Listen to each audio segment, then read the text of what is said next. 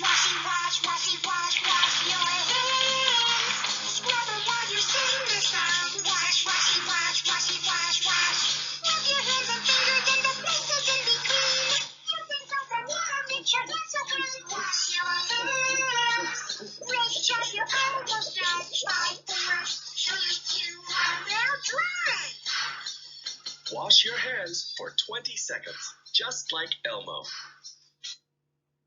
Welcome to Chapter 12, Food Safety and Food Technology.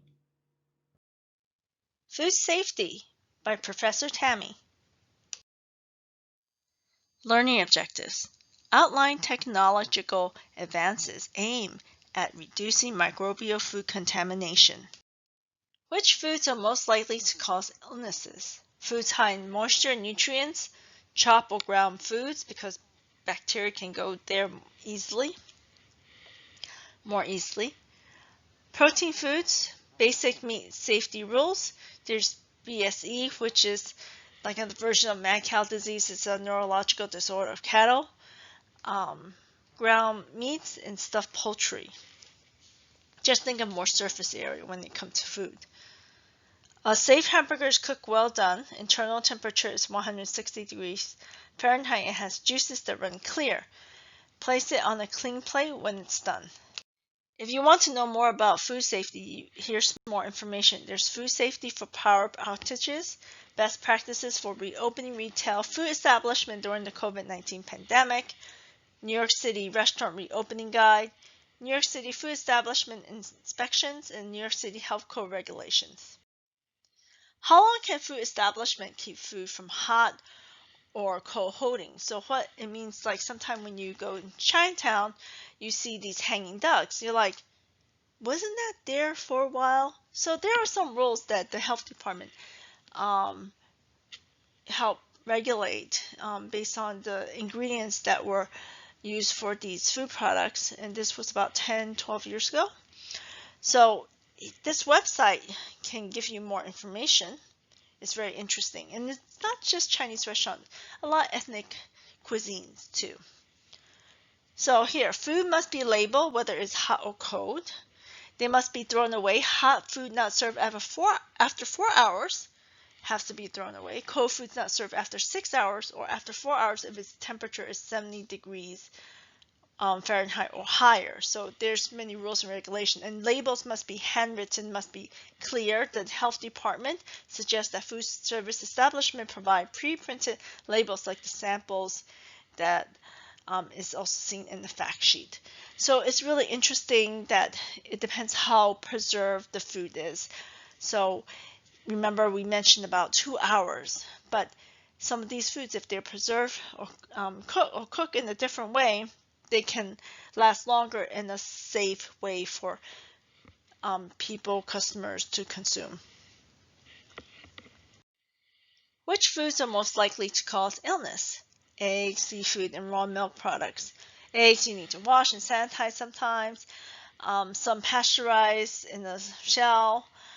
Seafood, people recommend proper cooking, but sushi is made differently. They have a method to killing certain foodborne illnesses. Raw milk products, shelf-stable milk products. Raw milk are usually not pasteurized, so you have to be careful. Some people can get really sick from drinking it. And I know it's very popular these days to drink raw milk, but it's a fad and you still have to be careful. That's why pasteurization was created too. And they realized that afterwards people were not getting as sick. So foodborne illness, a disease we get after eating contaminated foods that may have bacteria, viruses, parasites, chemicals, or other biohazards. Raw seafood myths and truths. So the myth is, if a raw seafood was consumed in the past with no ill effect, it is safe to do so today. The truth is, each harvest bears separate risks, and seafood is increasingly contaminated, so you have to be really careful. The myth is, drinking alcohol with raw seafood will kill the germs. Truth is, alcoholic beverages cannot make contaminated raw seafood safe.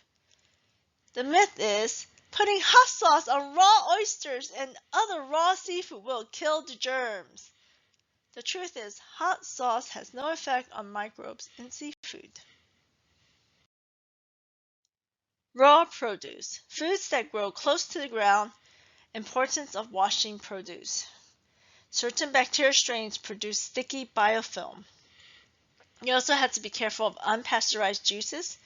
They can have sprouts, bacteria sprouts. Imported food, you have to look at the country of origin. Honey, you have to look at botulism spores. Picnics and lunch bags, steps to keep them safe, such as mayonnaise, especially if it's open, you don't want it to spoil. And takeout foods and leftovers. Okay, when you look at this, sometimes they have warning labels such as this product has not been pasteurized and therefore may contain harmful bacteria that can cause serious illnesses in children, the elderly, and persons with weakened immune systems. So you have to really be careful when these are not pasteurized. You're taking a risk too. I know there are some claims like, oh, apple cider juice is really good for you, it helps you lose weight, but it's not pasteurized. You have to really be careful, especially if your immune system is not as strong. Table 12-9, how to wash produce. Follow these steps. Wash your hands. Wash fruits and vegetables, organic, conventional, homegrown, thorough under running water before cutting or peeling. Sometimes I wash mine with soap, depending how dirty it is and how I feel. Wash produce that can be peeled to remove dirt and bacteria that can be transferred from the peel to the edible parts by the peeler or knife. So, like if you buy watermelon, even though your knife is clean and you cut through the skin into the flesh, whatever bacteria that might be on the skin can go inside the flesh of the watermelon, because at that point, this knife is transferring it.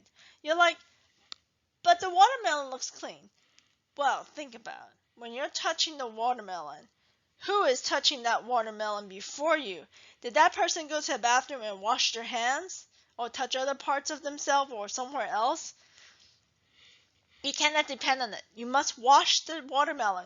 Soap and water, dry it, clean it, and then cut the watermelon or any other melons that you might purchase or anything that you need to cut. So, continue. Scrub film produce, such as melons and cucumbers, with a clean produce brush to dislodge dirt and bacteria. Well, in truth, I don't use a brush. I use a sponge. And the ones with the rougher edges, and to me that works. Cut away any damaged or bruised parts. Dry with clean cloth or paper towel. Pre-wash, ready-to-eat produce needs no further washing. All you have to do is cook it. If you choose to rewash it, avoid contamination by following the basic rules of food safety. To let you know, sometimes when I buy smaller bags of the salads, I wash them again, even though they've been washed maybe at least 3 times. I feel better when I wash them myself too, with the stuff I wash it with. More safety myths and truths. Myth: the 5-second rule. Oh, that's so exciting. A food that falls to the floor is safe if it is picked up within 5 seconds. The truth is, food drop on the microbe-laden hard surface such as the floor becomes contaminated in far less than 5 seconds. The myth: if it tastes and smells okay, it is safe to eat. Well, the truth is, most microbe contamination is undetectable by human senses. Myth: we have always handled our food this way, so it must be safe. The truth is, past generations do not recognize the cause of illness. The myth: I sampled it a couple of hours ago and didn't get sick, so it is safe to eat. Truth: illness often takes half a day or longer to develop. So I just also want to let you know, sometime when I go to Christmas or Thanksgiving dinner, pre-COVID time, I always eat the food that are cooked and they just came out. I rarely go for second or third servings. If I do, if I'm still hungry, I go for the chips because I know they're more okay than, eating meat that's been out for about 3, 4, or 5, maybe longer hours too. So stay safe too for the holidays. Um, Whether you're home or if you're visiting someone in a safe manner, pandemic time, in a safe way. See you soon. And remember to read the book.